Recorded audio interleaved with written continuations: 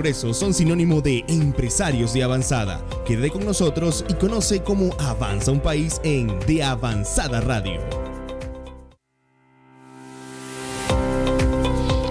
Bueno, y aquí estamos este miércoles. Estamos ahorita a 10 de septiembre. Otro miércoles más, otro miércoles de Avanzada Radio. Bueno, y aquí estamos otra vez en De Avanzada Radio y justamente estamos con ustedes por Grupo Keter. Estamos por PGF Plastigroup Flex. Y bueno, nos encontramos hoy en otro programa en la 99.9 que tenemos aquí como presidente a Abigail Lara. Tenemos como coordinador de operaciones, como director de operaciones a Carlos Gaza y tenemos en la parte de coordinador de operaciones al profesor Robert Jiménez y en los controles a Manuel Rujano.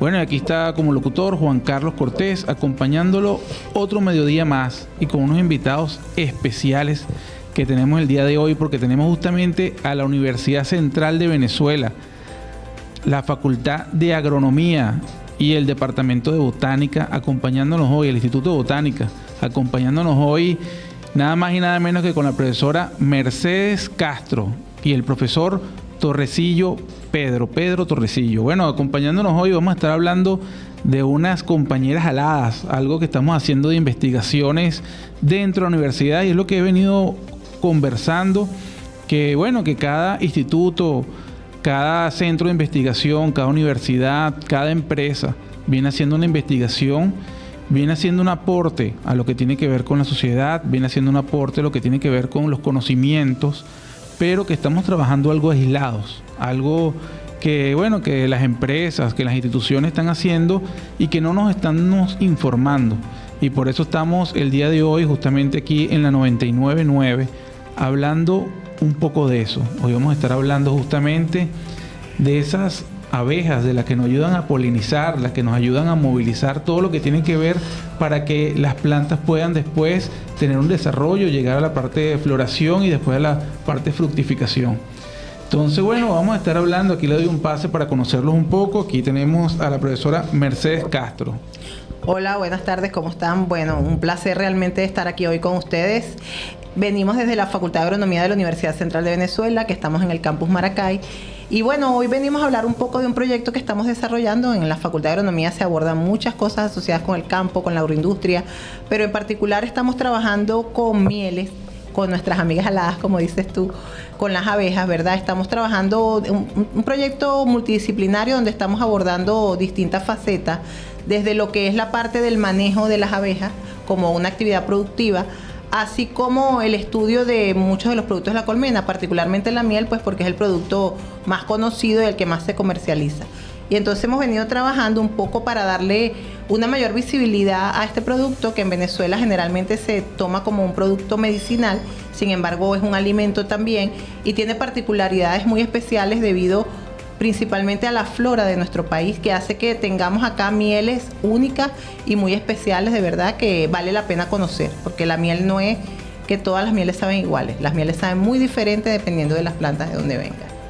Oye, qué interesante. Y bueno, y para darle un saludo también al profesor Pedro, profesor, adelante, los micrófonos son suyos. No, muchas gracias por la invitación aquí a Avanzada Radio. Para nosotros es un placer tener este escenario para hablar de algo tan interesante como las mieles en Venezuela. Es una industria que en su momento tenía una perspectiva de crecimiento. Luego veremos que con el proceso de africanización, cuando entraron las abejas africanas, decayó, pero hoy en día está retomando el potencial que puede presentar al país.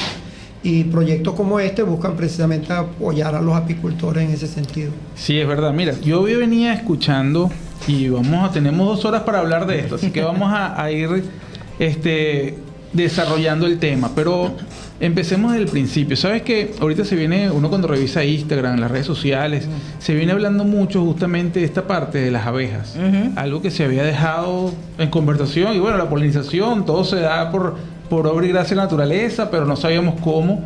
Y ahorita estamos justamente en una información donde, bueno, esa parte de los fertilizantes, esa parte de lo que tiene que ver con controles de plagas dentro de los cultivos, ha venido acabando un poco con la flor, con esta parte de las colmenas. Y bueno, hemos visto, ¿verdad?, que se está retomando, ya hay una conciencia Ya hay una parte en la aplicación directamente de estos productos que pueden hacerlo directamente en el campo para mejorar el proceso, pero también hay que evaluar el equilibrio que debe tener la naturaleza en cuanto a esta parte, porque uno dice, bueno, es la miel, pero ahorita vamos a hablar de todo que tiene la miel internamente, ¿ok? ¿Qué nos aporta? Porque también entonces vienen el pocote de problemas también que se presentan actualmente a nivel de digestibilidad, de problemas directamente por salud en la parte de alimentación. De eso vamos a estar hablando porque es importante también nombrar. Cuando uno nombra miel, ya creo que es un tema amplio. Sí, da para mucho, claro. Da para mucho, pero vamos a empezar hablando un poco porque yo vengo también de la facultad y bueno, los que estuvieron con nosotros aquí, de las personas que nos estén escuchando el día de hoy, en la facultad no hablamos de abejas. Hablaba veterinaria, creo que tenía una parte pequeña que hablaban de apicultura, pero agronomía no hablaba de abejas. No hablaba directamente de la polinización. ¿Desde cuándo agronomía tiene esto ya como un tema que por lo menos lo tiene como una investigación? Pero ¿desde cuándo viene a tomarse esta parte ya en serio? Como que mira, vamos a hacer caso aquí y por qué llegamos a este punto. Bueno, vamos a empezar un poquito por lo que tú decías de ese conocimiento de las abejas y de su importancia. Okay. Una de las primeras cosas que debemos saber es que cuando nosotros decimos abejas, la gente inmediatamente piensa en las abejas que pican. Y le tengo miedo y todas estas cosas. Obviamente las abejas son defensivas, hay que tener cuidado con ellas, pero esa es una especie que es Apis mellifera, que es una especie introducida en Venezuela. Es una especie que viene en principio de Europa, después llegaron las africanas, empezó la africanización, de eso podemos hablar más adelante. Pero en América tenemos nuestras abejas propias, que son las llamadas abejas sin aguijón, o las que les dicen meliponas de manera general, que son de un grupo particular que son las meliponini, y esas tenemos más de 150 especies. Esas son las que le dicen angelita, las que les dicen conguitas, las que les dicen guanotas, ericas. Son nuestras abejas sociales también, porque no todas las abejas producen miel, solo las abejas sociales. Y esas son las abejas realmente, todas son importantes, todas hay que cuidarlas, pero son las más importantes desde el punto de vista de la polinización, porque son las que tienen una mayor relación con nuestra flora. Y para los cultivos, para muchos cultivos, sobre todo de origen americano, son importantísimas. Tanto la abeja melífera como nuestras abejas sin aguijón. De hecho, en el aguacate, cuando está la presencia de abejas, la producción puede aumentar hasta 40-50%.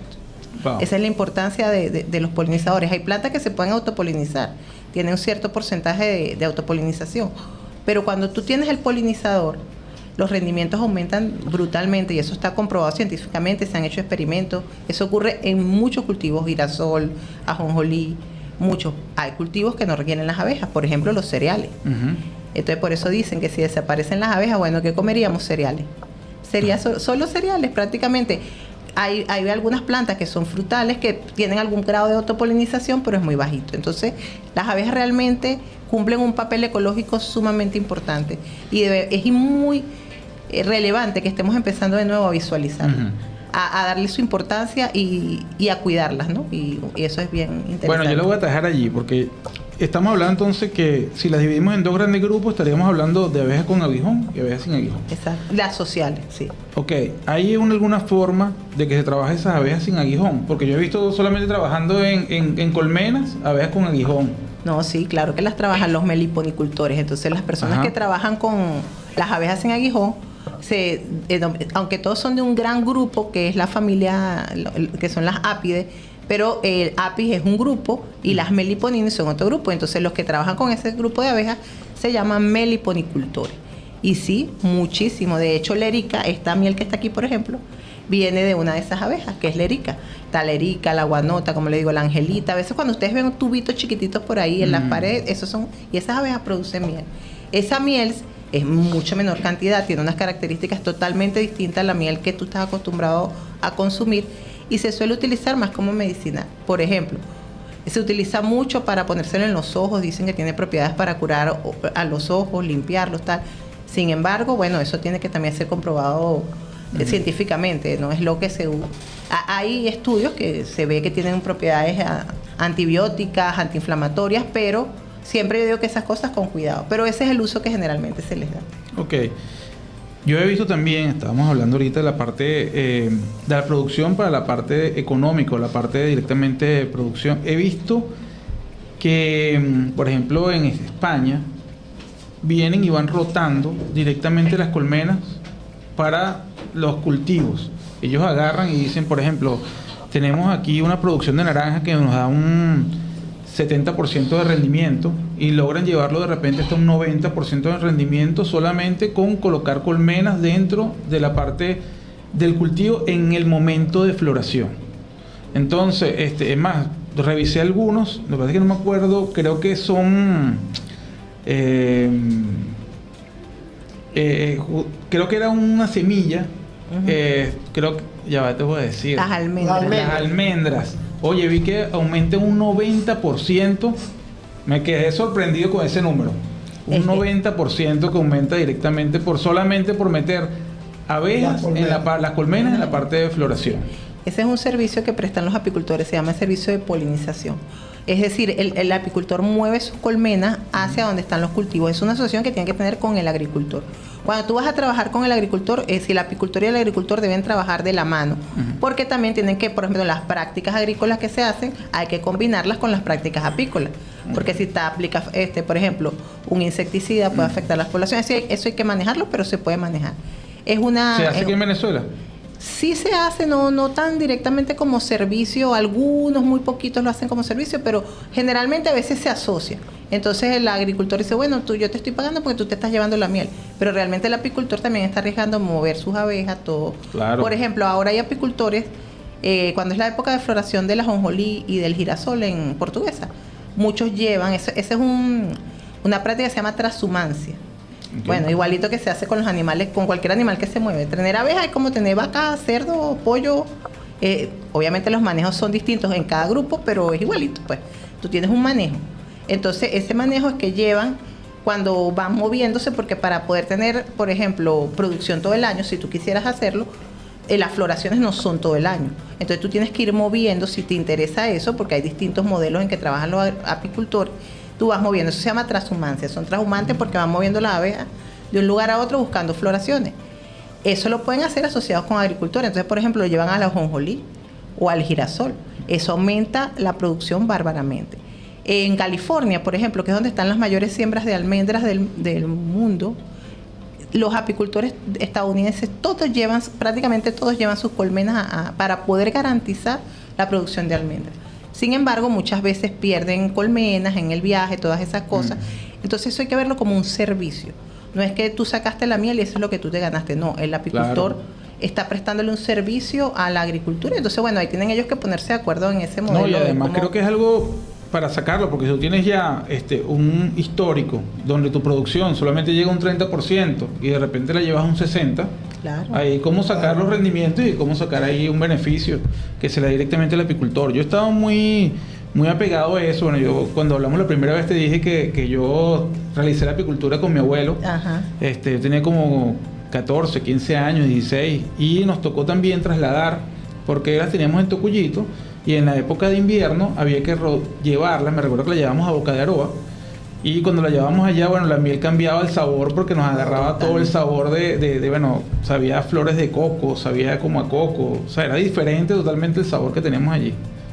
Sí, claro, es que la miel depende totalmente del sabor de las flores que visitaron las abejas. Por ejemplo, aquí tenemos estas muestritas que les traje yo. Como ven, son colores diferentes. Esos colores diferentes está asociado no solo el color. Si vemos la viscosidad, esta es, mira, más aguadita.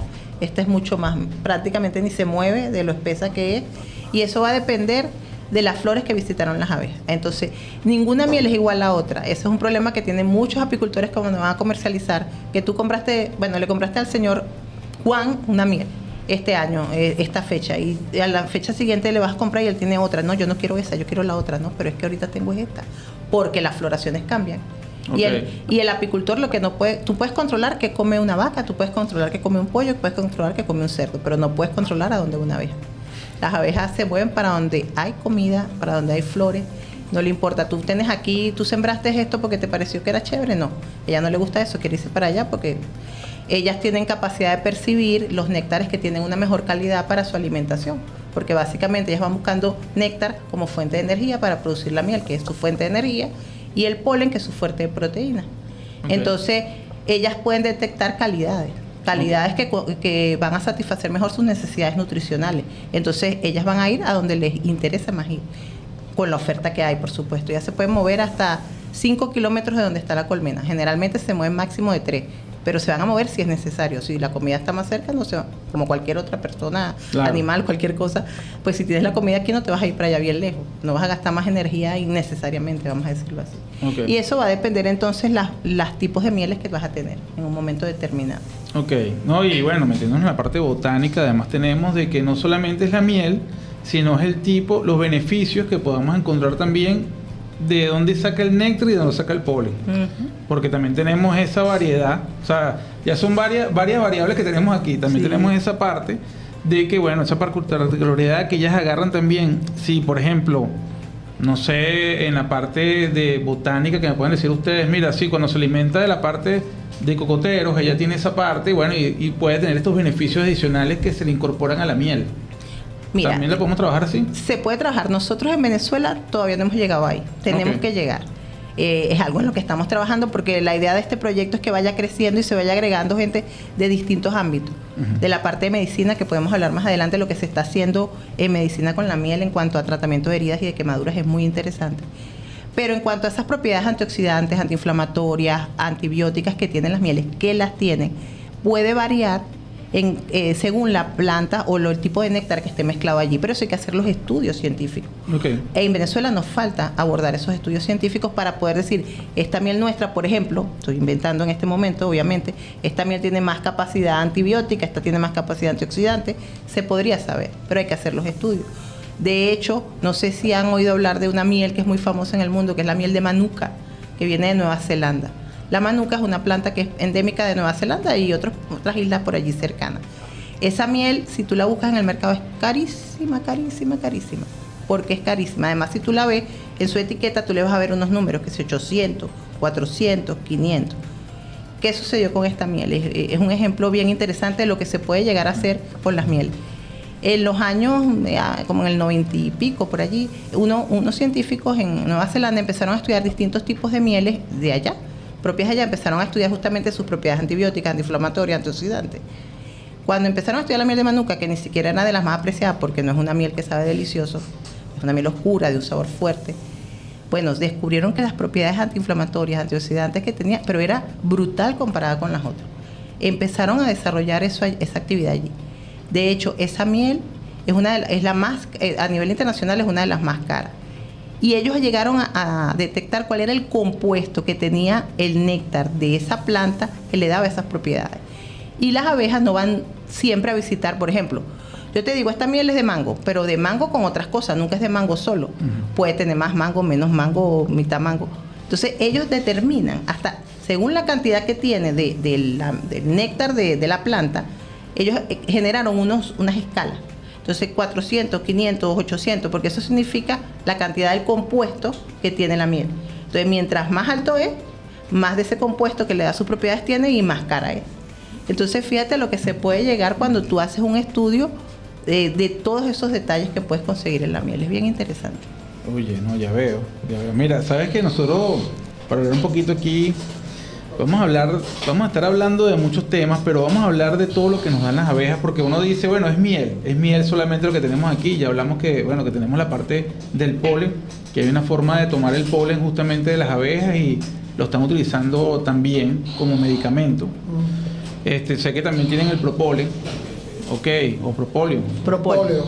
Propóleo. Habla tú, échate el cuento de eso. Ajá. ¿Qué más podemos conseguir de una colmena? De hecho, en una colmena son varios los productos que se extraen. Como dice la profesora en muchas oportunidades, la menos valiosa desde el punto de vista económico es la miel en sí. Hay otros productos como el propóleo, que las abejas lo usan, lo producen combinando resinas de las plantas con polen y también con su propia acción de procesamiento en su organismo, las enzimas que le agregan, lo usan como protección en su colmena contra el ataque de bacterias, hongos, como un producto antiséptico en la colmena para sellar las grietas y garantizar el microclima dentro de la colmena. Eso, por supuesto, se extrae y se comercializa con bastante rédito económico. Bueno, señor Pedro, yo lo voy a agarrar aquí porque yo quiero hablar de cada uno de los productos, pero primero nos vamos a comerciales y seguimos en el próximo. En la 99.9 y aquí estamos de Avanzada Radio, completando un poco. Ya tenemos aquí lo que es la parte de la revista. Y bueno, estamos ahora con todo lo que tiene que ver con congresos. Estamos haciendo un precongreso que va a ser en el IBIT el día 16 de octubre. Queremos que nos acompañen. Aquí lo que estamos haciendo es unificando, buscando lo que estamos haciendo hoy. ¿Qué estamos haciendo en cada universidad? En cada centro de estudio, en las empresas privadas, porque las empresas privadas también tienen su investigación. Claro, es importante. También están buscando qué hacer, cómo hacer las cosas, porque ahorita hay que hacer las cosas diferentes. Yo decía que aquí se nos cambió el hábito alimenticio, la forma de encontrar ahora los insumos también en la parte alimenticia y todo, porque no solamente fue la pandemia, sino que todas las personas que salieron del país, que vivieron 3 años, 4 años, 5 años afuera, regresan al país y regresan con nuevos hábitos alimenticios. Claro, sí. Pues adquieren las nuevas culturas, las nuevas formas de comer. Mira, una cosita. Y mezclas, porque ahora mezclas, ¿sabes? Lo que de repente hacía en Colombia, ahora no sabemos si la arepa es venezolana o es colombiana. Y pero, ganamos, pero es venezolana. Y ganamos. Ya gana hoy todo Venezuela como mejor desayuno, la arepa. Mira, una cosa que les quería comentar, que estoy leyendo lo que pone allí. Nosotros no somos presidentes de Mieles de Bovares, nosotros somos profesores de la Facultad de Agronomía. Profesores de la Facultad de Agronomía. Y las Mieles de Bovares son de los apicultores de Bovares, de los productores de allá. Ok. Que sí, porque van a decir que nosotros nos estamos apropiando de algo que pues no nos pertenece para nada en absoluto. No, mira, para seguir aquí entonces, vamos con esto, con todo lo que estamos haciendo de investigación. Es bueno también hablar un poco de la universidad. Esa universidad, bueno, que es una maravilla que esa universidad de verdad esté en Maracay, que es además la ciudad jardín de todo lo que se puede encontrar. Tenemos ese Henri Pittier inmenso ahí, que la tenemos en todo lo que son las entradas a la cordillera que tenemos que estar pasando, bien sea para ir para Ocumare o para ir para Choroní. Entonces, oye, tiene algo muy especial. Tiene algo muy especial que esté en esa universidad en Maracay. Es más, eso antes era una hacienda y la convierten en universidad. Y bueno, es bueno hablar un poco de ese departamento de botánica. Estamos hablando que yo como estudiante me encantaba ir para botánica, porque ese departamento, ese instituto queda apartado, queda en un sitio especial de la universidad, porque justamente ahí tenemos todo lo que tiene que ver con las... Ayúdenme allí porque... La flora, todo. Bueno, lo que pasa... Bueno, yo en este momento yo soy la directora de ese instituto. Estoy ocupando ese cargo. El Instituto de Botánica Agrícola tiene una tradición en todo lo que es el área ambiental y el área también productiva, sobre todo con el área de la fitopatología. Además, allí está inmerso el Jardín Botánico de Maracay. Maracay tiene un jardín botánico. Ese jardín botánico está en la Facultad de Agronomía, en el Departamento de Instituto de Botánica Agrícola. Ahí tenemos una colección de plantas de todas partes del país y algunas de otras partes del mundo, sobre todo desde las zonas secas del país. Y bueno, tenemos algunas plantas emblemáticas, como te comentaba hace rato el profesor Torrecilla, el baobab. Si han leído El Principito, pues todos han oído hablar de los baobab, que el Principito tenía que limpiar en su planeta para que no se lo destruyera. Y ahí tenemos un baobab, esa es una planta africana.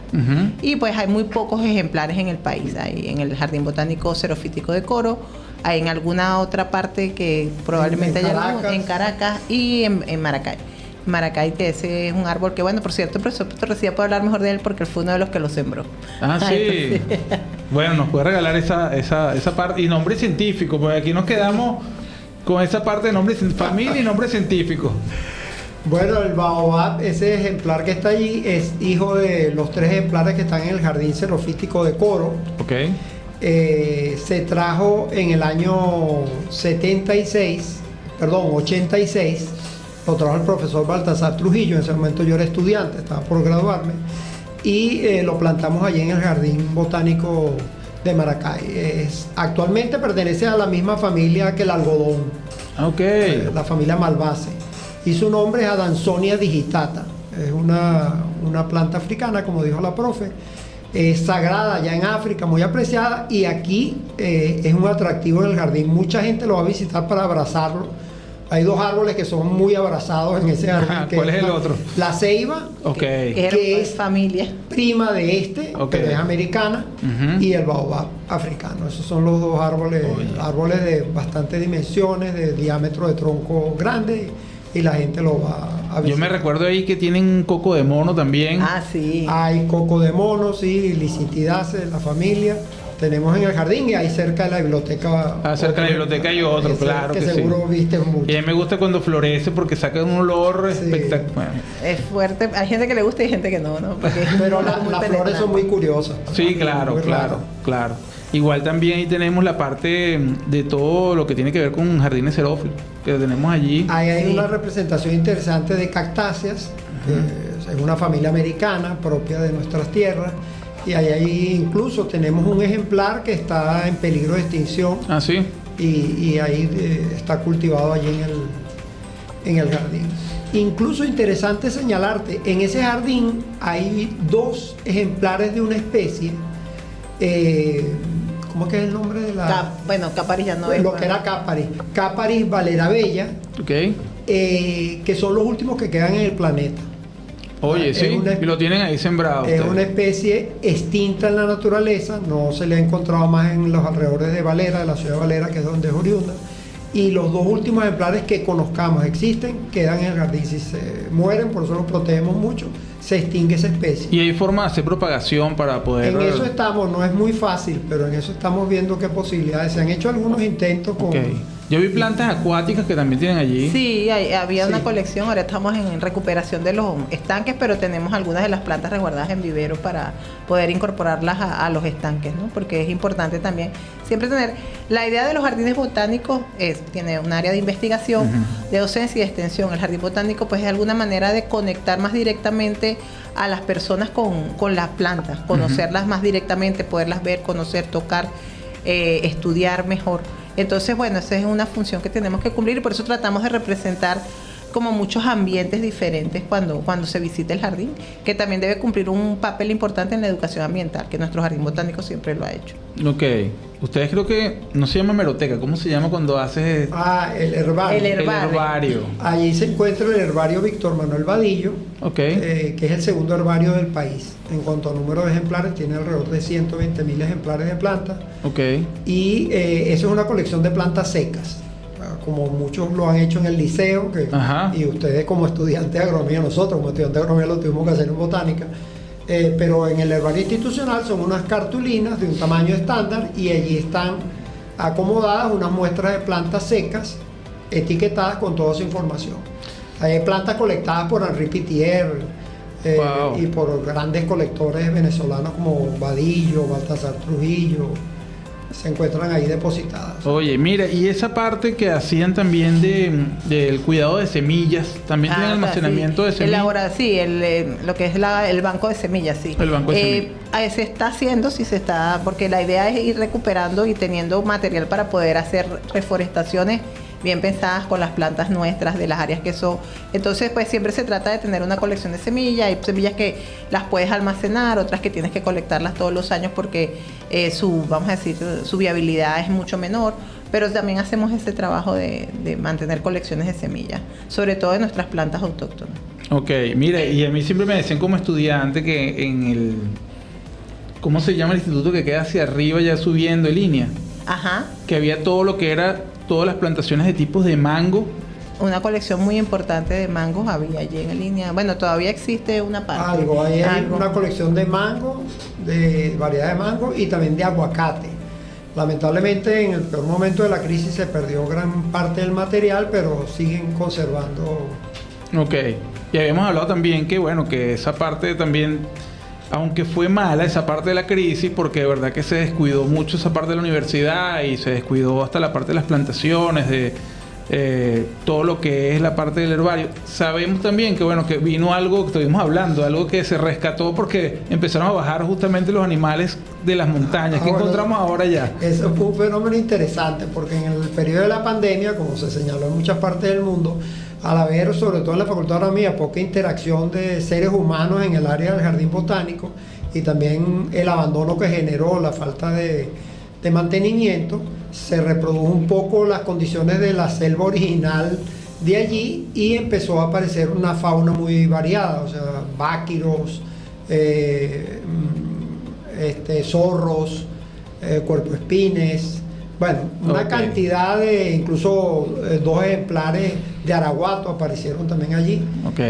Producto de que, por supuesto, si uno ve la vertiente sur del Parque Nacional Henri Pittier, está muy degradada por los incendios. En cambio, la zona del Jardín Botánico, que también la parte montañosa pertenece al Henri Pittier, entonces allí se convirtió en un refugio de fauna interesante. Bueno, y ahí tenemos una laguna, sí, creo que es una laguna artificial. Es una laguna artificial, tiene muchos años, y ahí hay ejemplares, hay, por ejemplo, refugio de aves, hay muchas aves, peces, algunos peces, bueno, que se han sembrado allí, y de las babas. Ahí siempre hay poblaciones de babas, es un refugio que ya. Y también tortugas, también he visto. Tortugas también. Ok, oye, no, sí, espectacular. Mira, yo quería hablar de la universidad justamente porque, bueno, ahorita es importante decirle a los muchachos que están saliendo de los colegios, a veces dicen, bueno, ¿qué estudio? ¿Hacia dónde voy? ¿Qué oportunidades hay? ¿Qué podemos encontrar? No sé cómo están ahorita ustedes con la parte de ingresos de estudiantes, cuándo empiezan las clases nuevamente, qué posibilidades hay de estudiar agronomía, qué hacen las personas después que se gradúan. Ok, pero vamos a hablar de la parte no agroindustrial, porque aquí de repente, no, en la parte industrial, aquí tienen las industrias y eso, pero las personas que se gradúan en la parte ya que sacan fitotecnia, que sacan, bueno, ahora sabemos que es una sola carrera, sí, que es integral. Sí. Vamos a hablar un poco, quiero hablar un poco de eso, porque quiero que vean esa oportunidad que tienen los jóvenes de ingresar a la Universidad Central, Facultad de Agronomía, allá justamente en Maracay. Bueno, fíjate, ahorita ya entró el periodo, porque estábamos en periodo impar, ya los nuevos ingresos entraron en el semestre que está ahorita culminando. Se entra por OXU, por supuesto, y por las pruebas de CIMADI que hace la Universidad Central de Venezuela. También hay algunos entradas especiales por algunos artículos, deportistas y otras características, algunos convenios que existen. Y yo creo que la agronomía, bueno, yo soy agrónoma, creo que es una carrera que te da tantas posibilidades. Es decir, yo creo que nadie se imagina, porque la gente cree que ser agrónomo es que vas a ir a sembrar en un campo. Yo soy un ejemplo claro de que eso no es así. Yo nunca he trabajado en el campo sembrando directamente, yo soy botánica. De hecho, cuando yo he salido fuera del país y en esa área de la biología me dice, todo el mundo me ve raro, tú eres agrónomo. No puede ser, tú no puedes ser agrónoma, tú eres bióloga. Yo no soy bióloga, yo soy agrónoma. Porque la agronomía que se da en la Facultad de Agronomía de la Universidad Central de Venezuela, mira, yo creo que no exagero, es creo que única en el mundo, porque generalmente en casi todas partes el agrónomo se forma de manera muy técnica para aplicar paquetes directamente para el campo. Nosotros tenemos una formación, como tú bien sabes, una formación básica muy amplia, como ingeniero, porque nosotros somos ingenieros agrónomos. Y luego vas desarrollándote en cualquiera de esas áreas. Es decir, un ingeniero agrónomo puede trabajar en el área de leyes, porque se va por esa parte. O puede trabajar en el área agroindustrial, como en tu caso, en la agroindustria. O puede trabajar como biólogo, o puede trabajar como edafólogo, como climatólogo. Es decir, las posibilidades. De hecho, cuando teníamos...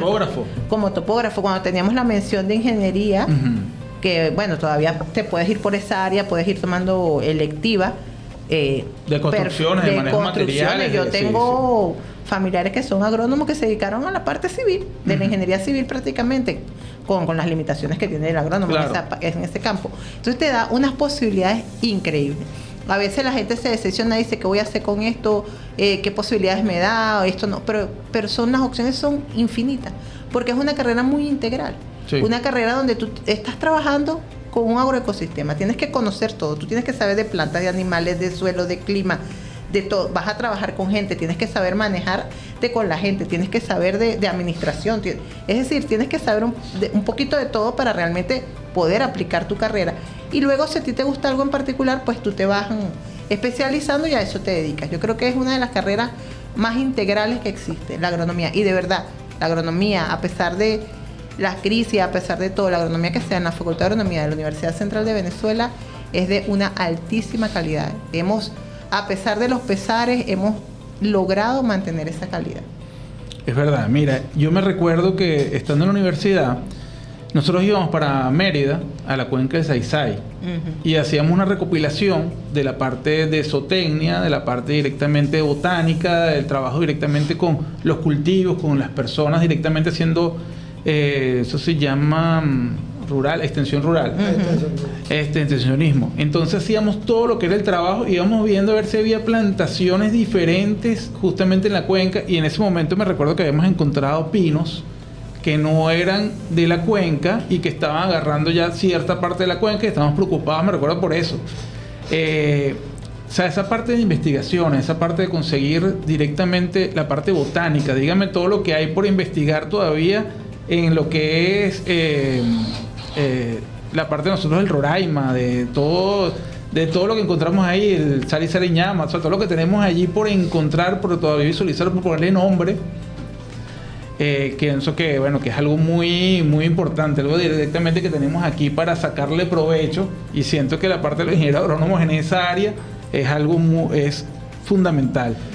Bueno, lo que decía la profe, la formación del ingeniero agrónomo en nuestra facultad es tan diversa que de verdad causa un impacto cuando vienen especialistas de afuera y notan que en este país, por ejemplo, gran parte de los especialistas en botánica son agrónomos, en zoología son agrónomos, en el mundo del manejo ambiental de cuencas, etcétera, son agrónomos, muchos de los especialistas reconocidos, y tiene que ver con esa formación integral que damos en la facultad. En la parte de genética, todo. O sea, todo. De hecho, en biología, en la propia central, los que se gradúan de biólogos, por ejemplo, ven una botánica sistemática, es lectiva.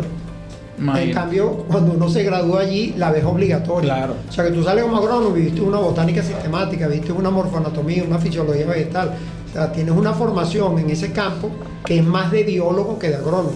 Pero al mismo tiempo tienes una formación de ingeniero agrónomo sólida en edafología, en control de plagas, control de enfermedades, etcétera, etcétera. Mira, eso por ejemplo, nosotros venimos hablando aquí de la revista, porque a veces tenemos que, pero es de esta revista directamente ingeniería de alimentos. Yo no, es agroindustrial. Pero ¿cuál es la diferencia? Yo le digo, mira, lo que pasa es que el ingeniero de alimentos tiene una receptoría, por ejemplo, de leche, y él no sabe dónde vino la leche, cómo vino la leche, es lo que recibió del tanque, de cisterna, directamente la leche, y bueno, y empieza a procesarla para hacer queso, para hacer yogures.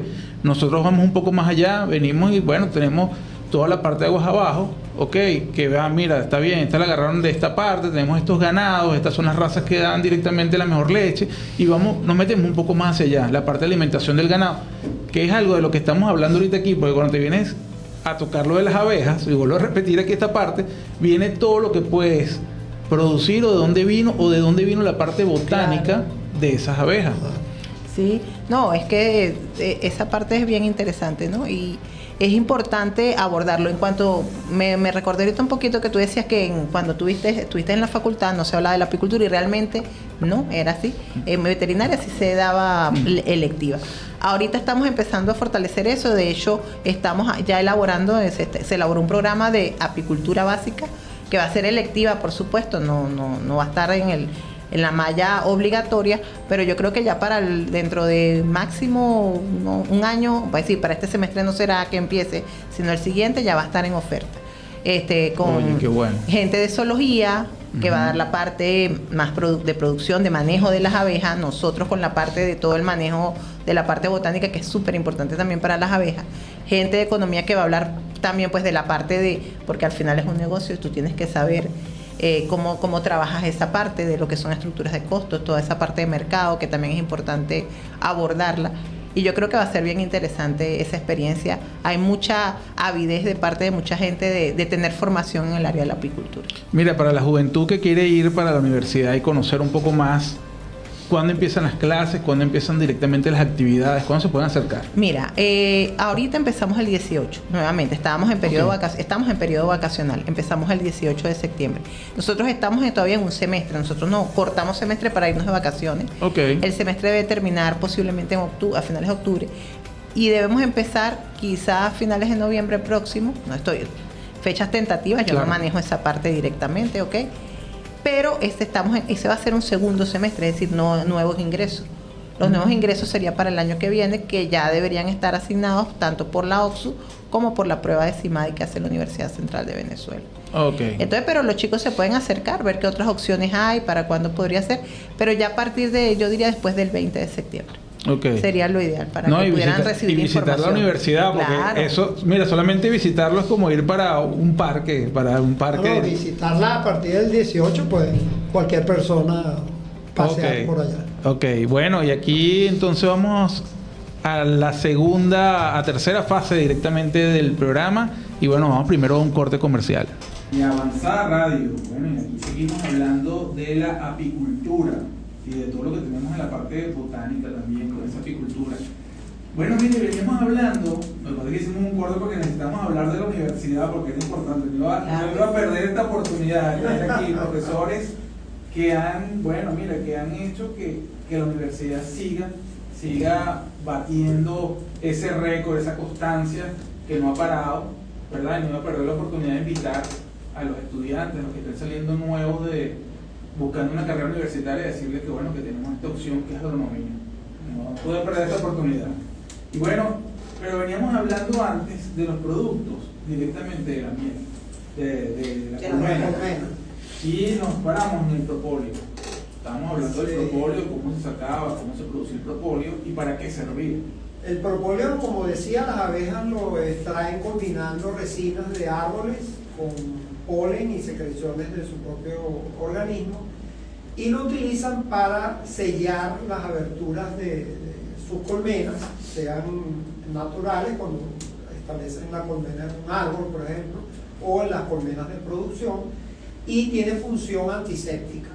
O sea, tiene un gran poder antiséptico, antibacteriano, antifúngico, y por lo tanto el apicultor también extrae ese propóleo. Incluso hay técnicas especiales para obligar a las abejitas a que produzcan más propóleo necesario, y extraen el propóleo y hacen tinturas de propóleo que se venden con fines medicinales. Ese es un producto. Yo he visto que lo han utilizado como mertiolate. Es parecido al uso del mertiolate para heridas, sobre todo afecciones de garganta, porque claro, las resinas tienen alto contenido de antioxidantes y también de sustancias que tienen ese poder antibiótico y permiten utilizarse para esos fines. Ese es un producto de la colmena. El otro producto es el polen. Las abejitas, cuando van a las flores, ellas obtienen dos elementos fundamentales de las flores, el polen y el néctar. Con el néctar van a confeccionar la miel y el polen lo usan para consumirlo, es su fuente principal de proteína. Ellas llevan el polen, incluso ellas se especializan. Hay algunas que tanto liban néctar como recogen polen. Hay otras especializadas solo en néctar y otras que solo recogen polen. Llevan el polen y lo almacenan para consumirlo. Pero los apicultores utilizan unas llamadas trampas de polen en la entrada, donde obligan a que cuando entra la abejita deja gran parte del polen allí, recopilan ese polen y se vende. Ese es otro producto que también alcanza un alto costo en el mercado. ¿Sabe a nivel natural o a nivel de medicamentos para qué se utiliza? Es más como suplemento, lo utilizan como suplemento nutricional por el alto contenido de proteína. Otro producto es la jalea real. La jalea real es el producto que utilizan las abejas para alimentar a las larvas en su primera etapa, y cuando continúan alimentando sucesivamente a unas determinadas larvas es lo que produce la generación de princesas o reinas, la abeja reina. Obviamente un alimento, lo que llamamos un superalimento, con alto contenido de nutrientes, y su producción es muy difícil en trabajo, costoso, y por eso la jalea real alcanza altos precios en el mercado. Si usted le ofrece una cantidad grande de jalea real, le está mintiendo. O sea, la jalea real se extrae en pequeñas cantidades porque tienen que artificialmente colocar larvas en los sitios para que sean alimentadas. Se coloca una gotica de jalea real, las abejitas siguen alimentando, depositando jalea real allí, y el apicultor extrae esas pequeñas cantidades de jalea real que se van acumulando hasta que obtienen pequeñas cantidades de producto y después que se comercialice. Y el otro producto obviamente es la miel. La miel. Esos son los productos de la colmena. Usted me está diciendo también que esas abejas que no tienen aguijón que servían justamente para algunos remedios de ojo y algunas cosas ahí. Sí, de hecho, la miel se puede consumir perfectamente, Okay. pero generalmente se produce en pocas cantidades porque las colmenas de las abejas sin aguijón son mucho más pequeñas. Además, son muy variables, porque como te dije, hay más de 150 especies de abejas sin aguijón. Hay unas que tienen colmenas más grandes, otras más pequeñas. Entonces la producción de miel pues, varía mucho. Sus características varían entre ellas, obviamente, porque son especies diferentes.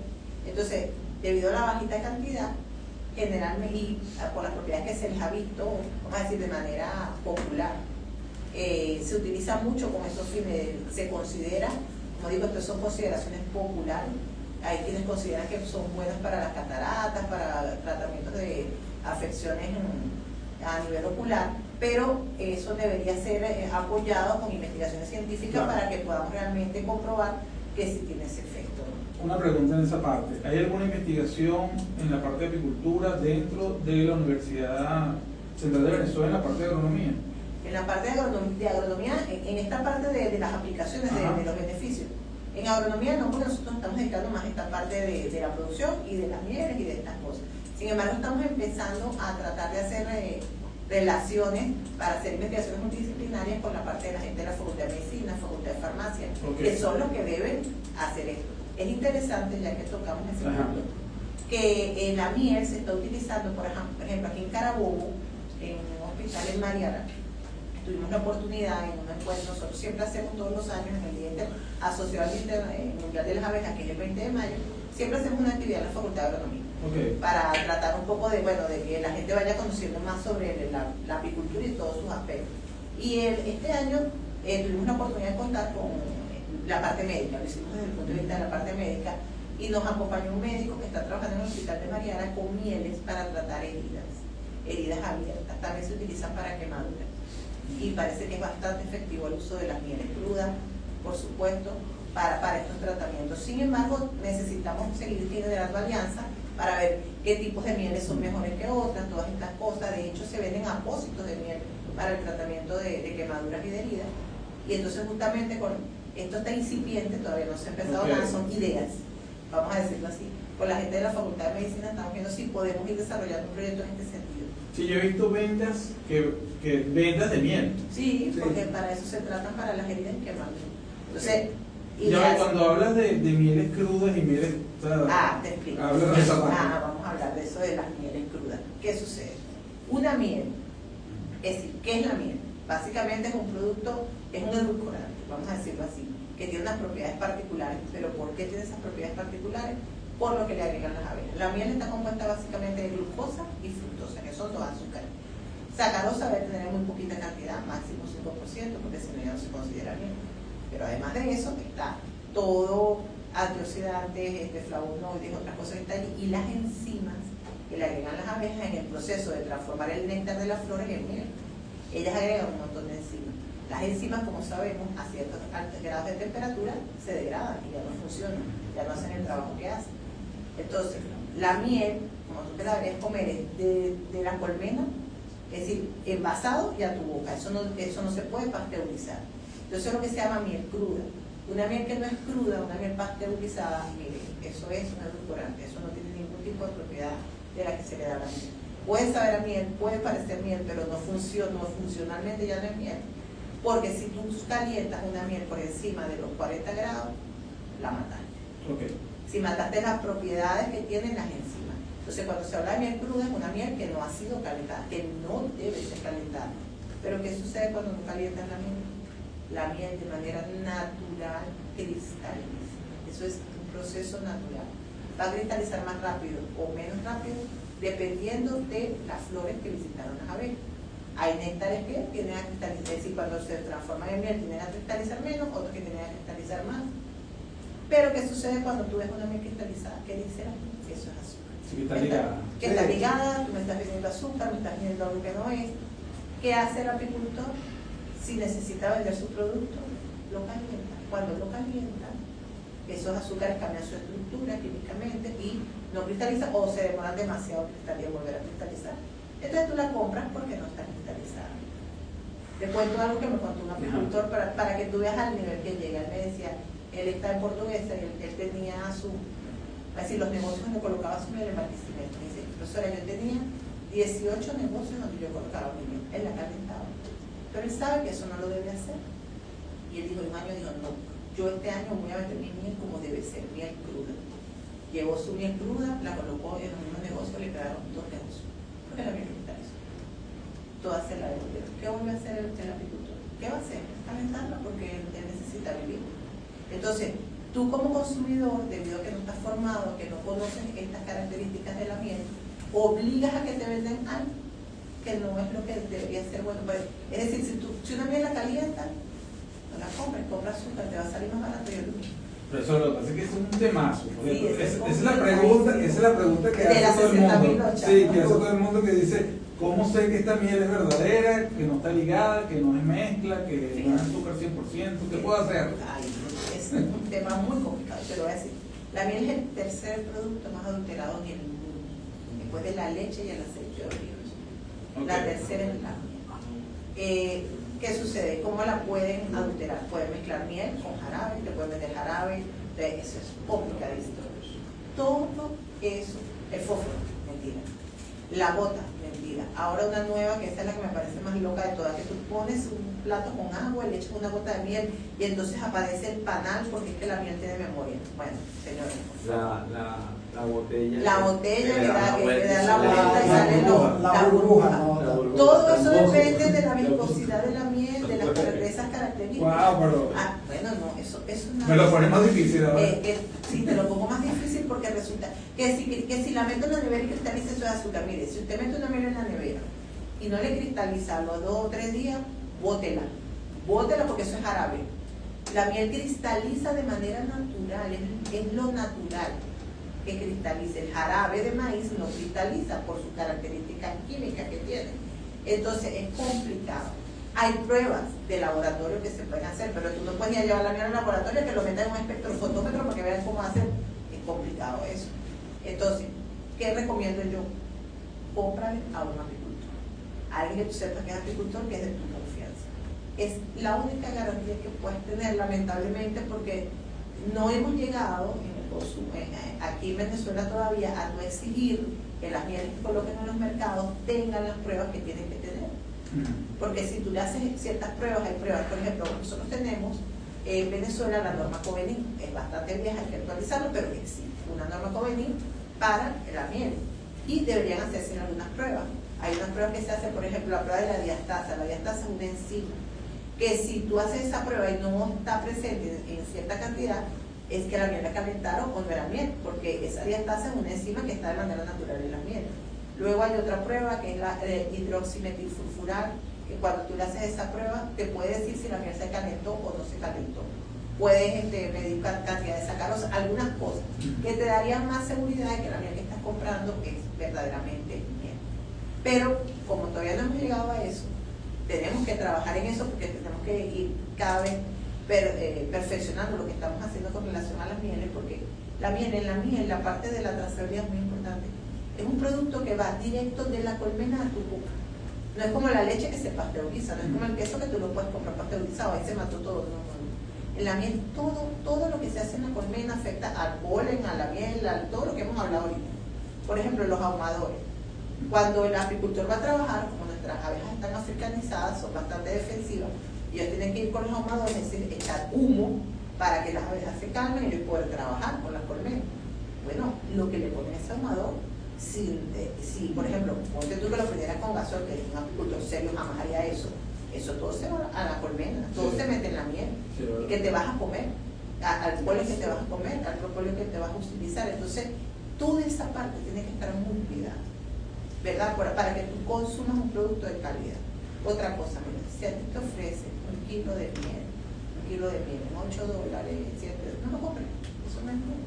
Ningún apicultor te va a vender un kilo de miel a ese precio, porque no le da, porque sencillamente sus costos no le permiten hacer. Una cosa, hay distintas formas en que venden la miel, la pueden vender puñete cuando la venden a un comercializador, eso tiene un precio, pero si te venden una botella, un kilo de miel, no te lo van a vender ese precio porque no es ese precio. Entonces, ay, esta miel que yo cocino es bajísima. Bueno, sí, compraste jarabe de maíz probablemente.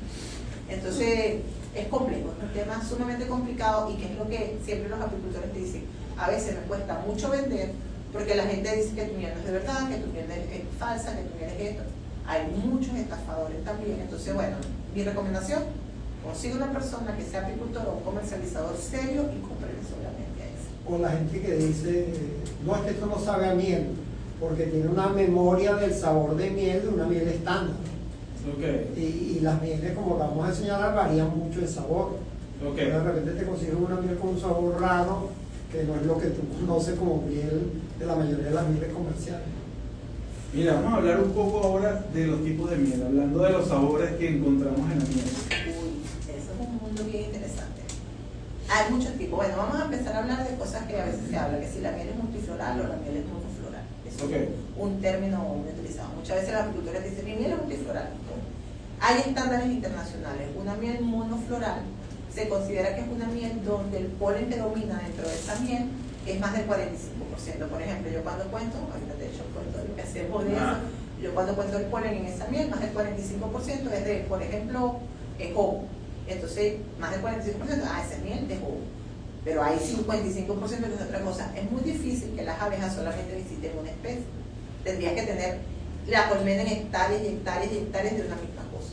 Porque las abejas van a ir a distintas fuentes buscando distintas cosas. Entonces, cuando ellas van a buscar el néctar, también están buscando polen. El polen cae dentro de la miel, eso es naturalísimo. Entonces, como yo sé el origen botánico, lo que nosotros hacemos es estudiar el polen que está dentro de la miel. Se lleva la miel al laboratorio, se pasa por centrífuga, se preparan láminas microscópicas y ahí se ven los pólenes, tienen distintas formas dependiendo de la especie de donde vengan. Entonces, nosotros, que eso es lo que hacemos nosotros, porque yo soy como botánica. Ajá. Yo soy botánica, yo no soy apicultora, como siempre digo. Nosotros como botánico, o los que trabajamos en la parte de, eso se llama melisos de miel. Palinología. La palinología es el estudio del polen. Entonces, lo que hacemos palinología, lo que hacemos es estudiar el polen que está dentro de la miel. Y hay unos estándares establecidos que tú vas contando. Y entonces vas decidiendo, bueno, esta miel es de esto, esta miel es de lo otro. Así podemos saber. Cuando a ti te dice alguien, mira, no, es que esta miel es de mango. Ay, ¿cómo tú sabes que es de mango? Bueno, porque es que mi colmena estaba cerca del mango y esa miel es de mango.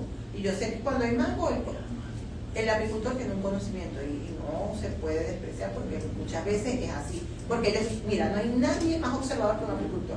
Un apicultor se puede dar cuenta de lo que está floreando a kilómetros alrededor, ya aparecen abejas. Porque obviamente depende de eso, de la naturaleza. Y no hay nadie más conservacionista que un apicultor. Porque depende de eso. Si no hay naturaleza, si no hay flores, ellos no van a tener miel que producir ni otro producto de la colmena que vender. Y un apicultor vive de eso. Ese es su trabajo, ese es su negocio. Entonces no hay nadie más conservacionista que un apicultor, yo siempre lo digo, ¿no? Entonces... pero a veces se equivocan. Sí, claro. Ellos se equivocan a veces porque creen que la abeja visitó algo y de repente había unas flores que ellos no vieron y fue las que visitaron. Entonces, por eso es importante hacer los estudios, para realmente determinar lo que tienes y nosotros ir diferenciando nuestras mieles.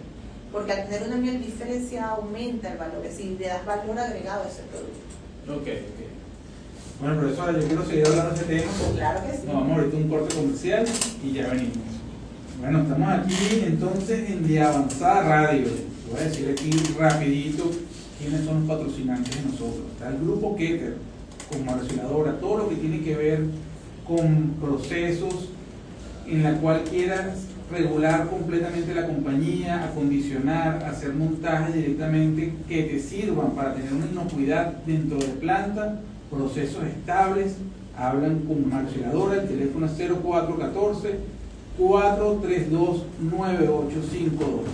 Y también tenemos a PGF Plastigroup Flex de Francisco Marín. Bueno, Francisco Marín, con todo lo que tiene que ver con el plástico, el polistretch, todo lo que necesites en tu planta en cuanto a lo que tiene que ver con plástico, con termoencogibles, pueden hablar con él. Tenemos termoencogibles de colores, el cual te ayuda a hacer un control completo de qué producto es conforme, cuáles no son conformes dentro de planta y cuáles están de repente en observación que calidad no le ha dado la salida. Entonces podemos hacer eso. Él tiene Plastigroup Flex, Francisco Marín, y lo pueden ubicar por el 0412-048-4129. Además estamos con Sapori, que tiene varias marcas en el mercado. Tenemos Tevia, Tenemos un té que es de stevia y le llaman stevia, que es un té que, bueno, pues lo puedes encontrar en las panaderías, en los supermercados, tiene diferentes sabores, un té sin azúcar. Y tenemos también la parte de cremigur y cremosillo. Cremogur tenemos justamente un yogur que tiene más proteína, un 20% más de proteína que los demás yogures. Y bueno, que ahorita en el mercado lo pueden encontrar en su panadería o en su supermercado de confianza. Bueno, y estamos aquí, continuamos hablando ya en nuestro último corte y vamos a hablar de proyectos que ya tienen directamente la Universidad Central, que está llevando con esta parte de apicultura. Y bueno, hablamos aquí de botánica, hablamos de la universidad, hablamos de los productos que salen directamente de las abejas, pero ¿qué proyectos tenemos ahorita? ¿Qué se está llevando? ¿Quiénes tenemos aquí directamente levantando proyectos? Porque sé que están trabajando a nivel nacional, Sí. tienen productores a nivel nacional y bueno, hablemos un poco más de esos proyectos. Bueno, vamos a decir que esto es un macroproyecto que estamos desarrollando en la Facultad de Agronomía desde distintos ámbitos, ¿no? Empezamos realmente con la profesora Grecia Antonio del Instituto de Zoología Agrícola, que vino hacia nosotros, pues ella trabaja más en la parte productiva, de hecho ella también es productora apícola, y vino por el interés de la parte botánica y nos fuimos integrando, iniciamos, ya está incorporado también el Instituto de Química y Tecnología, haciendo todo lo que es la parte de los análisis físico-químicos, el Instituto de Afología, que ellos también se dedican a hacer algunos análisis, y también la parte sensorial, que es muy importante para la miel. Eso lo estamos desarrollando con el Instituto de Química, también el Instituto de Economía con la parte de lo que son estructuras de código. Actualmente nosotros estamos desarrollando ahí, hablando de las mieles de Bovaria, estamos desarrollando un proyecto que ya dentro de poco culmina, financiado por el Ministerio de Ciencia y Tecnología y el FONACYT, donde estamos estudiando unas mieles Bovaria en una zona del estado Lara. Y en esa región, en un caserío que se llama La Fundación, hay un grupo de apicultores que producen una miel muy particular. Cualquier persona que trabaje en el área de la apicultura, cuando tú le hables de la miel de Bovaria, inmediatamente van a decir esa miel es única en Venezuela. Y realmente, pues, si tienen la oportunidad de probarla en algún momento, es una miel realmente única por su sabor particular, que viene dado por esa vegetación muy árida que tiene el semiárido larense, particularmente por una especie que le dicen ellos canapire, que su nombre científico es Croton argyrophilus, que le da un sabor a esa miel que es único. Y bueno, cuando es un sabor especial, es un sabor muy particular, es una miel que cristaliza muy rápido. Y pues es una miel que por sus características particulares, de hecho hace muchos años recibió premios internacionales, porque hay concursos de mieles en el mundo muy interesantes, ¿no? Y bueno, nosotros nos acercamos a esta comunidad con otra profesora de la Facultad de Ciencias que venía trabajando con ellos, y empezamos a trabajar en este proyecto donde estamos desarrollando todo lo que es el origen botánico y geográfico, pues, de las mieles de Bovaria, con fines de que estos productores que están interesados en solicitar una indicación geográfica protegida tengan todos los análisis que ellos requieren en este sentido. Ellos están trabajando fuertemente en eso.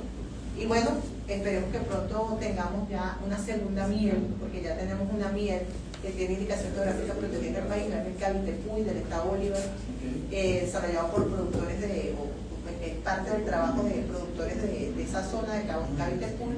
Nosotros en el laboratorio de morfoanatomía vegetal del Instituto de Botánica de la Facultad hicimos los análisis del origen botánico, porque es algo que se está, es decir, no es algo que sea nuevo, es algo que se hace en todas partes del mundo donde se trabaja con mieles, pero aquí en Venezuela pues no se había desarrollado como fuerte esa área del análisis del origen botánico, y afortunadamente pues ahorita con estos proyectos que estamos desarrollando nos estamos involucrando en esto para que realmente le demos ese valor agregado que requieren, que nuestras mieles tienen. Esa miel de Cavitepuy es impactante, es una miel que viene de un tepuy, tiene unos sabores complejísimos, las mieles que ahí se producen son increíbles. Esta miel de Bovaria también. Estamos ahora esperando el financiamiento de un proyecto que ya fue preaprobado por el CSH de la UCB para trabajar con productores en Oriente. El Oriente del país es la mayor área de producción de Venezuela. Y bueno, estamos esperando que el Ministerio de Ciencia y Tecnología pues, apruebe ese financiamiento para poder ir a trabajar con ellos en Oriente también.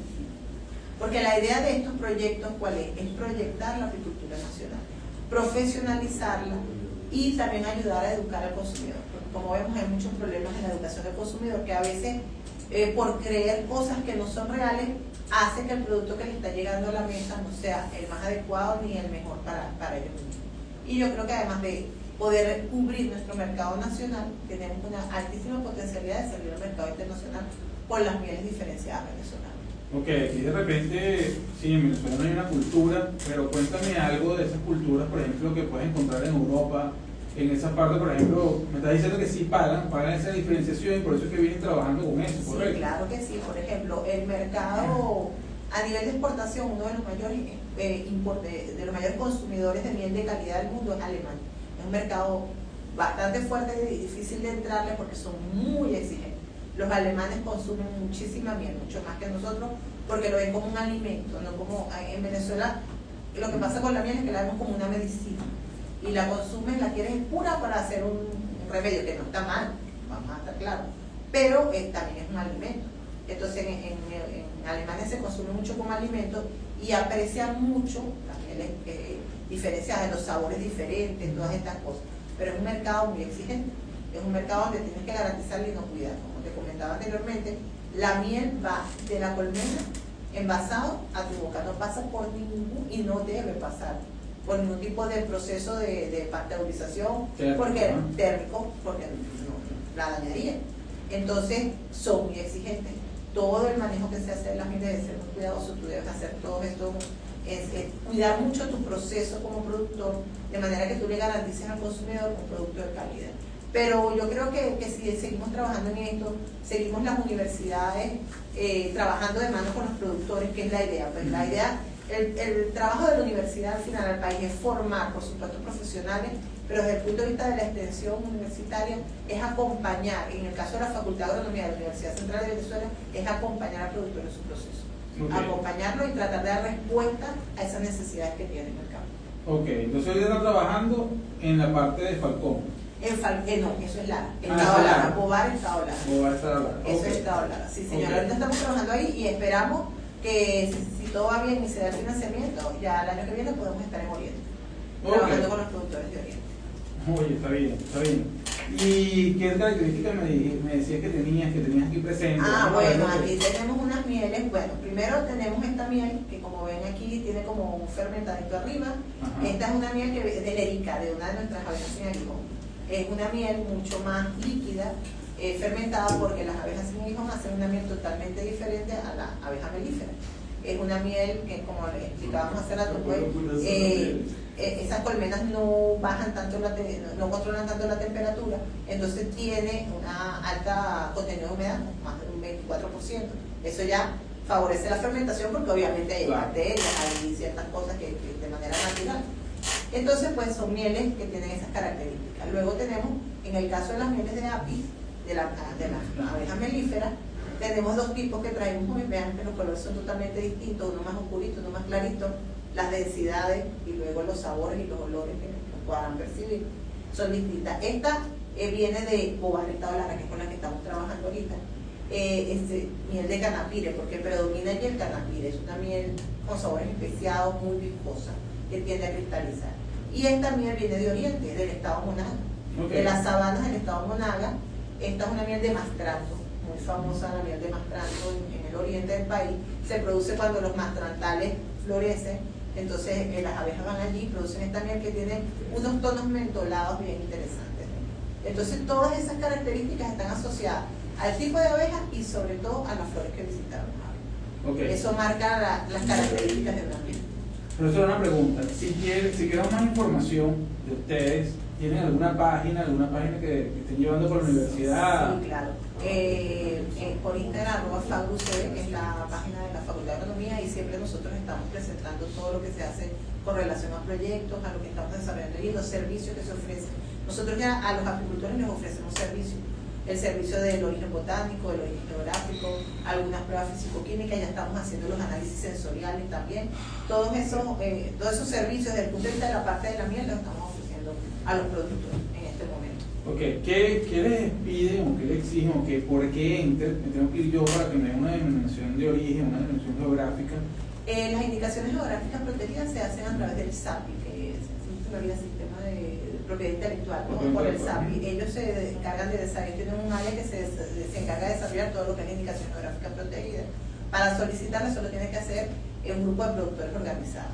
con algún tipo de figura organizativa, y obviamente eso es una serie de pasos largos. Ellos tienen que probar que realmente, porque para dar una indicación geográfica protegida es porque tu producto es algo especial, por el sitio donde está, por cómo se procesa el producto que se obtiene, y eso es lo que puede llevar a que tú puedas optar a esas indicaciones geográficas protegidas. Ok, y después de esos análisis que les mandan a solicitar, y eso los ayuda directamente Fagro.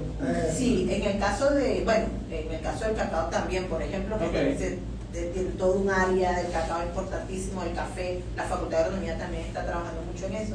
Pero en el caso particular de la miel, que es lo que nosotros estamos haciendo, si nosotros, de hecho, como hemos tenido esa relación con esa y más nadie ahorita en el país está haciendo esto, de hecho nosotros ya estamos haciendo la referencia, le dice a los productores, vayan y comuníquense con la Facultad de Agronomía para la parte de los análisis, que se requieren, además de otras cosas que les exigen, por supuesto, no solo son los análisis, para que puedan optar a la indicación. Oye, qué interesante que esté haciendo eso, porque ¿sabes? Los productores a veces dicen, bueno, ¿por dónde empiezo? ¿Qué puedo hacer? O saben que tiene una miel que de repente es algo especial y quieren directamente darle un valor agregado a esto, y bueno, yo creo que es un paso que pueden dar. No, y de hecho la Facultad de Agronomía cumple otro papel en la extensión en este caso, que es que, como explicó la profesora, para tú pedir la indicación geográfica protegida necesitas una organización.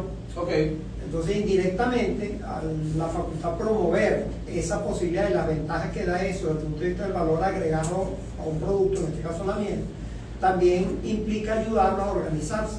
Okay. Y lo vimos en el ejemplo en Bobar. Bobar había serie de dificultades para lograr una organización de los productores, y a raíz de todo este proyecto ya ellos constituyeron su cooperativa y están en proceso de gestionar su indicación geográfica protegida. Ok. Mira, les quería preguntar, porque a veces la gente dice, bueno, se está fabricando. ¿Llevan algo ustedes, algún registro de cuánta miel se está fabricando aquí en Venezuela? La producción, no hay registros oficiales actualmente. Lamentablemente, pues no contamos ahora. No te puedo decir en este momento cuánto se está produciendo en el país. Las últimas datos que tengo son como de 2007, 2008, que se está... pero más o menos lo que sí te puedo decir es el promedio que se considera en el país por colmena, más o menos unos 20 kilos por colmena, pero decirte cuántas colmenas en el país tampoco claro. Te lo puedo decir, porque realmente tenemos algunos problemas con la parte organizativa y no se están llevando registros oficiales, porque ha sido una actividad que, vamos a decir, de hecho, hasta en el design, todas esas cosas, es decir, cuando hablan de colmenas, hasta las guías de movilización, todo es como que es otro mundo, no lo ven como una actividad productiva tan clara como otras, ¿no? Que hay que también ir avanzando en esa parte. Y cuando hablamos de exportaciones, ¿crees que están haciendo algunas exportaciones de miel? ¿Tienen registro? No, actualmente el registro de que se esté haciendo, realmente no, hay una posibilidad, hay gente que no sé si ha hecho algunas exportaciones, vamos a decir así, vamos a decir colaterales, pero no hay. De hecho, cuando tú revisas todo lo que tiene que ver con la parte de todas estas guías que aparecen internacionales de países exportadores, nosotros como exportadores no aparecen, ni siquiera con nada, ni con una tonelada, nada. Okay. Actualmente no, pero yo creo que si tenemos una alta potencialidad lo podemos lograr. Yo creo que sería un producto de altísima gama que poníamos a nivel de los cacaos. Eso lo estábamos hablando fuera del aire. Quisiera que dijeras por qué podemos ser una capacidad, una fuerza productiva en la parte de producción de miel. Mira, tenemos un clima increíble, es decir, tenemos un clima ideal para el desarrollo de las abejas. Claro, varía dependiendo de los pisos altitudinales, y luego tenemos una flora espectacular y única que hace que los sabores de nuestras mieles sean algo impresionante. Entonces, y tenemos una alta capacidad de crecer. Ahora, ¿qué requiere el productor apícola para eso? Requiere un acompañamiento también. Es decir, nosotros no tenemos legislación alguna para la apicultura, no hay legislación en el país para la apicultura. Hay que crearla. Hay que crearla, hay que trabajar en eso, hay que trabajar en la parte organizativa, hay que trabajar en toda la parte de trazabilidad. Pero yo creo que si el Estado venezolano eleve la potencialidad de esta actividad, que es impresionante, además para el desarrollo de comunidades rurales es algo impresionante. Es decir, la inversión que se requiere, claro que hay que hacer una inversión, pero no son grandísimas inversiones, y de repente pequeñas comunidades que ya se ha visto, hay proyectos de eso, porque no somos los únicos que estamos trabajando con comunidades, donde con una inversión relativamente pequeña, a cierta escala, puede una comunidad pues tener un ingreso interesante asociado a la miel y además ofrecer un producto de calidad. Entonces lo que requerimos es que el Estado venezolano ponga el ojo sobre esto de la apicultura y empecemos a trabajar, porque yo creo que la potencialidad es enorme y los productores tienen muchas ganas. Mira, nos han llegado gente, nos ha llamado gente, yo quiero seguir, yo tenía colmenas pero las tuve que dejar por la crisis, yo quiero volver. Es decir, otro que en estos días dimos un curso, llegó un señor, fue impresionante, de Yaracuy, el señor llegó de Yaracuy a Bajo Seco, que es por la colonia Tobar, y nos decía, yo tenía 700 colmenas, las dejé, quiero volver a empezar, me entusiasmaron. Entonces, y él era transhumante. Sí, la rodaba. sí, entonces las posibilidades son enormes. Lo que necesitamos es seguir trabajando junto a los productores y que el Estado pues haga el acompañamiento que le toca hacer. Mira, ese era otro pregunta que te iba a hacer. Estamos hablando de que la universidad va a colocarlo ahora como una materia adicional, electiva, ¿no? Electiva. Ajá, hay posibilidad de que esa materia electiva además pueda ser directamente dictada para personas que no estudien en la universidad. Estamos en eso, un diplomado, que ya está prácticamente listo y va a salir dentro de poco, y ahí sí cualquiera se puede. Oye, mira, eso es interesante. Eso, ¿por dónde podemos seguir? ¿Por las redes que nos acabas de decir? Sí, ¿Las repites otra vez? Sí, @FagroUCB.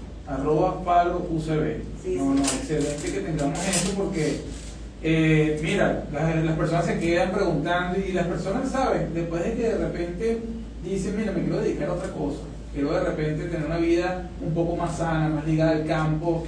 Muchas personas buscan esta área de apicultura y van, bueno, metiéndose, indagando, quieren tener conocimientos de esto y bueno, ¿qué más que una universidad te pueda dar un diplomado en esa área? En el último evento que hicimos en Bajo Seco asistieron caficultores, por ejemplo, Okay. y estaban interesados en abejas para ampliar la polinización en su plantación. No. Y precisamente le damos la recomendación de las abejas nativas sin aguijón, Okay. que la pueden colocar dentro de la plantación, no se ve afectado el proceso de manejo de la misma, ya que estas abejas no son tan defensivas como las apis.